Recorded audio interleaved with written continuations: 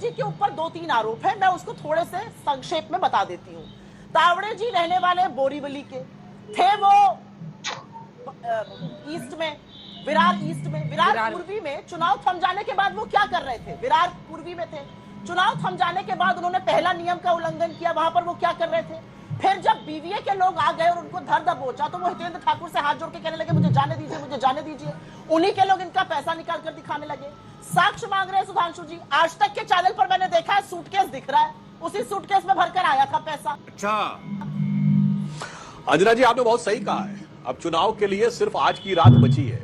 वो रामायण सीरियल वाला ध्यान होगा ना, जब वो लंकेश घूमता है तो कहता है यही रात अंतिम, यही रात भारी। पिछले कुछ दिनों से आपने देखा होगा इन चुनावों में और उपचुनावों में बड़ी विचित्र घटनाएं होने लगी हैं। कहीं उलेमा का फतवा आ रहा है, तो कहीं पर रहस्यपूर्ण ढंग से हिंसा की घटनाएं हो रही हैं, बड़े संदिग्ध परिस्थिति में। और देश की जनता ये समझ सकती है कि हिंसा की घटना का सहज और स्वाभाविक लाभार्थी कौन है। तो कहीं पर कहा जा रहा है कि साहब वो बुरके में वोटिंग होनी चाहिए, यानी चुनाव आयोग की जो वो है उसको भी खत्म कर दिया जाए। अब आकर हताशा निराशा में लगता है जिस प्रकार के आरोप लगाने का प्रयास हो रहा है, वह बहुत स्पष्ट रूप से पहले। नमस्कार दोस्तों, मैं हूं सुनील और आप देख रहे हैं क्विक रिएक्शंस। क्विक रिएक्शंस में आप सबका एक बार फिर से स्वागत है। आज का वीडियो होगा सुधांशु त्रिवेदी जी ने सुप्रेश नेट का खेड़ा उखाड़ के रख दिया है, मतलब कि पूरी तरह। चलिए वीडियो देखते हैं और मज़े लेते हैं। इस तरह से मजाक उड़ाया गया है कि उनको भी पता ना चले कि मजाक उड़ाया जा रहा है इनका। और महाराष्ट्र नवनिर्माण सेवा इस वाले पार्टी कांग्रेस से जंप होके इस वाले पार्टी पे चली गई है। ये वाले प्रवक्ता ये भी हंस रही है।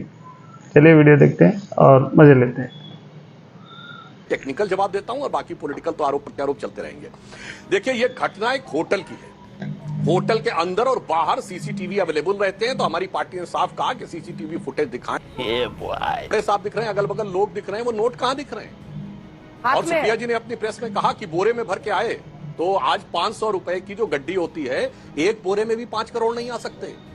5 करोड़ की इतना भारी अमाउंट है जो दूर से आदमी को नेकेड आई से भी दिख जाएगा। ये वही पार्टी है ना अंजना जी, जिसने 30 साल पहले, याद करिए, जब कांग्रेस के प्रधानमंत्री पीवी नरसिम्हा राव पे हर्षद मेहता से 1 करोड़ रुपए लेने का आरोप लगाया था, तो ये आके कहते थे 1 करोड़ रुपया इतनी भारी होता है कि एक आदमी अपने हाथ में लेके नहीं जा सकता। तब 1000 रुपए के नोट होते थे, और आज 500 रुपए के नोट में 5 करोड़ एक आदमी लेके जा रहा है, पर वो एकदम मिस्टर इंडिया की तरह दिखाई पड़ रहे हैं। वो कहीं दिख ही नहीं रहे हैं, उनका कोई विजिबल वही नहीं दिख रहा है। दूसरी बात, जहां पे वो बात कह रहे हैं वहां तो ये लड़ाई में नहीं है, वहां बहुजन विकास अघाड़ी लड़ाई में है।